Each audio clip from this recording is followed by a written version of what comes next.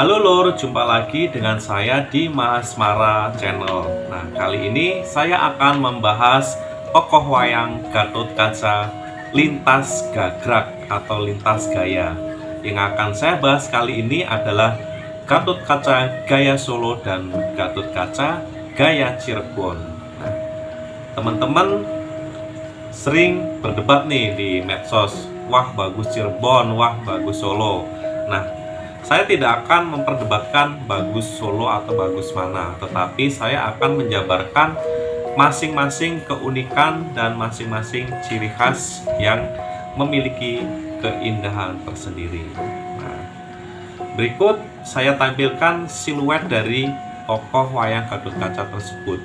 Nah, untuk sekilas tokoh Gatotkaca ini terlihat sama bagi yang jarang melihat, tapi untuk yang sudah terbiasa melihat wayang, sekilas saja sudah terlihat bedanya. Nah, untuk perbedaan yang paling mencolok, kita bahas satu-satu yuk. Nah,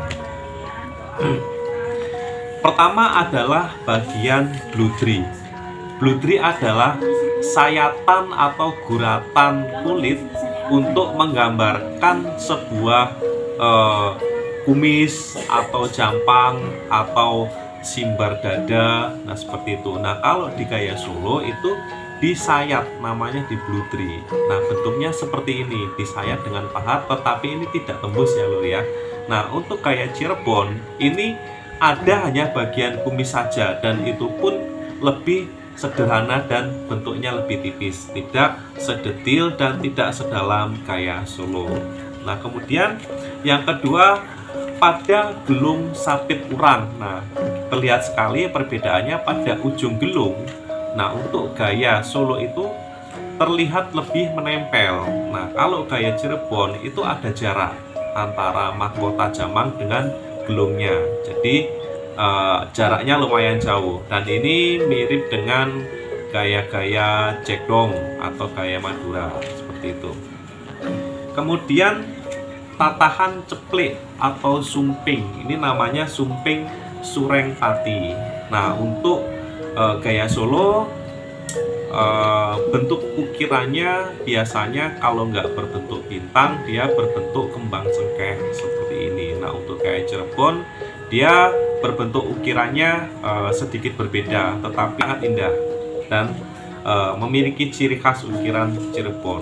Nah, kemudian ada pada bagian belakang gelung, ini namanya Garuda Mungkur. Nah, Garuda Mungkur untuk gaya Solo utah-utahannya ini hanya sampai ke Probo saja. Nah, tetapi untuk gaya Cirebon utah-utahannya ini menjulur ke atas atau lidahnya ini menjulur ke atas. Nah, ini juga sangat terlihat jelas perbedaannya.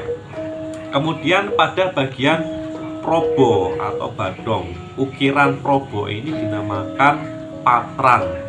Nah, yang digendong. Nah, ini aksesoris wayang.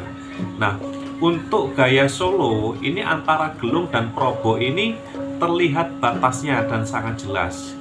Nah, ini terlihat batasnya terpisah antara gelung dengan Probo. Nah, untuk gaya Cirebon ini terlihat menyatu antara Probo dengan gelung, dan di sini tidak ada batas.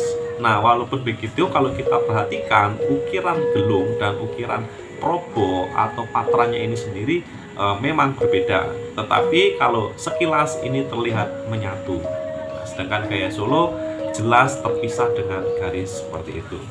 Nah, kemudian ada lagi turun ke bawah nih bagian lengan, terutama tangan belakang atau lengan belakang ini aksesoris bagian atas ini namanya kelat bahu.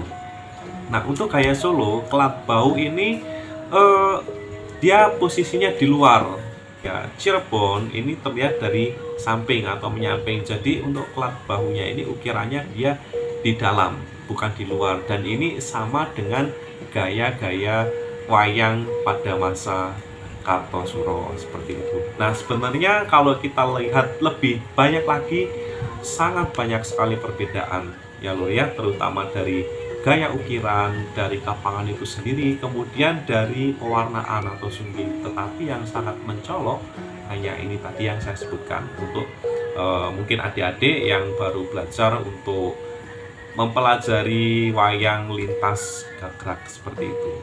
Oke lur, semoga bermanfaat.